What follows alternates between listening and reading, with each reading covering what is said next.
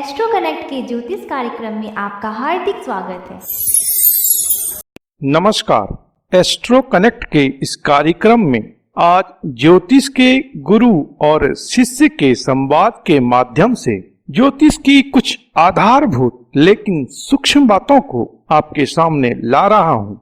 ध्यान से इसे सुनेंगे और समझेंगे तो निश्चिततः आप में ज्योतिष की समझ विकसित होगी और आप भी आश्चर्यजनक रूप में अपने प्रेडिक्शन या प्रेडिक्टिव स्किल को आसानी से बेहतरीन कर पाएंगे। देखिए, ज्योतिष एकदम सरल है, लेकिन कब? जब आप स्वयं में बहुत सरल हों। अगर आप सरल और सहज हैं तो किसी भी विषय वस्तु में आपकी जो पकड़ होगी वह अद्वितीय होगी। सरल और सहज होना वास्तविकता में आध्यात्मिकता की सर्वोपरि स्थिति है। जब आप सरल और सहज होते हैं तो ब्रह्मांडीय ज्ञान की व्यवस्था से आप एकाकार होते हैं। और अगर आप कंफ्यूज्ड हैं तो ज्योतिष बहुत ही मुश्किल विषय है, यह बहुत ही गूढ़ और गहन विषय लगेगा आपको। आप कंफ्यूज्ड कब होते हैं? आप कंफ्यूज्ड तब होते हैं जब आप बेसिक बातों को स्पष्टता से नहीं जानते हैं।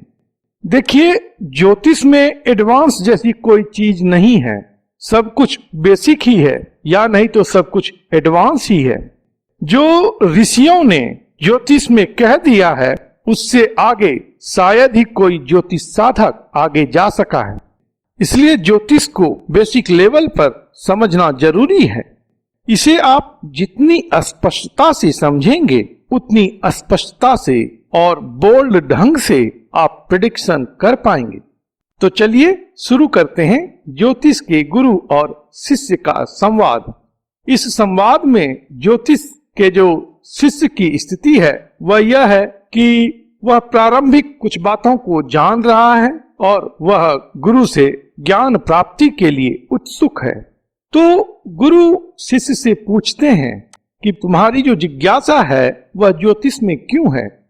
वस्तुतः गुरु शिष्य को टटोलना चाह रहे हैं कि ज्योतिष को लेकर के उसकी क्या समझ है और किस प्रकार की वह भावना को पाले हुए है। तो शिष्य का कहना है इस पर कि ज्योतिष जो है वह ईश्वरीय और ग्रह और तारों के लैंग्वेज को समझने की एक विधा है। सच को समझने का भी यह एक माध्यम है। ज्योतिष ईश्वर की ज्योति है, अर्थात ईश्वर का ज्ञान है। अगर ईश्वर का ज्ञान हो जाए तो यह जीवन सफल होगा। इसलिए मैं ज्योतिष की साधना करना चाहता हूँ। इसके बाद शिष्य कहता है कि ज्योतिष मैं इसलिए भी सीखना चाहता हूँ ताकि मुझे काल का ज्ञान हो सके। काल अर्थात समय को जान सकूं, क्योंकि मैं समझता हूँ कि काल ही वह महाब्राह्मण है जिससे यह सृष्टि संचालित है। गुरु प्रसन्न होते हैं शिष्य का यह उत्तर सुन करके, लेकिन शिष्य को उलझाने के लिए वो कहते हैं कि अगर तुम काल की गणना करते हो, काल का ज्ञान करते हो, तो तुम कभी कालातीत नहीं हो सकते। कालातीत जब तक नहीं होगे आत्मज्ञान नहीं होगा, मोक्ष की स्थिति प्राप्त नहीं होगी। शिष्य कुछ क्षण के लिए तो चकराया, लेकिन फिर उसने गुरु से कहा कि गुरुवर, ईश्वर का ज्ञान ही तो आत्मज्ञान है। तो क्या ज्योतिष के माध्यम से ईश्वर का ज्ञान करके या ईश्वरीय इच्छाओं का ज्ञान करके क्या आत्मज्ञान और मोक्ष नहीं प्राप्त किया जा सकता है?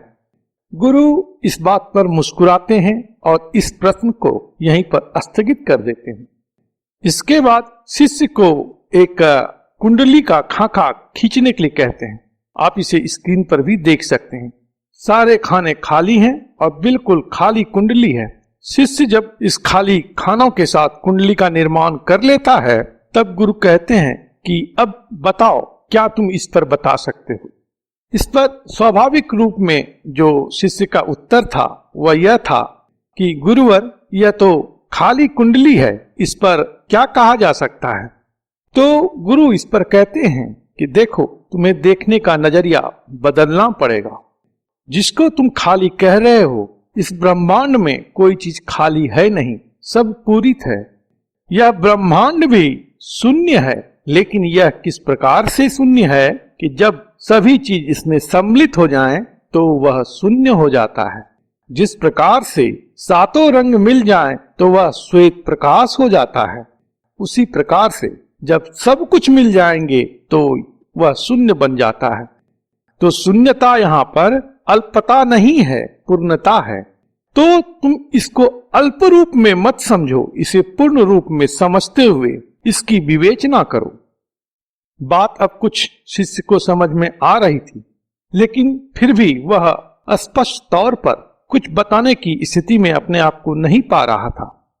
तब गुरु कहते हैं, यह जो तुम खाली खाना देख रहे हो, अगर तुम यहाँ से गिनोगे तो यह प्रथम भाव है, एक का अंक वहां पर छुपा हुआ है। इसी क्रम में आगे बढ़ते हुए तुम द्वादश भाव तक पहुंचते हो। इसी प्रकार से इसमें राशियां भी छुपी हुई हैं। पहले भाव में पहली राशि मेष राशि है और इसी क्रम में द्वादश भाव में मीन राशि है। क्या तुम अब कुछ कह सकते हो? यह सुनते ही शिष्य उत्साहित हो चुका था। अब वह कुछ कहने की स्थिति में अपने आप को पा रहा था, लेकिन इससे पहले ही गुरु से एक विशेष ज्ञान देते हैं। बहुत ही मूल्यवान यह बात है, इसको आप समझिएगा कि यह जो कुंडली का तुमने निर्माण किया है, जिसे कि तुम अभी खाली कह रहे थे, वह वस्तुतः जिस काल को तुम जानने के लिए आए हो, उस काल के पुरुष रूप की कुंडली है, अर्थात उस महाब्राह्मण के पुरुष रूप की कुंडली है। यह महाब्राह्मण कौन है? तो गीता में जो विराट पुरुष की बात हुई है, वह विराट पुरुष है, जिसमें सारी सृष्टि समा रही है और सारी सृष्टि निःसरित भी हो रही है।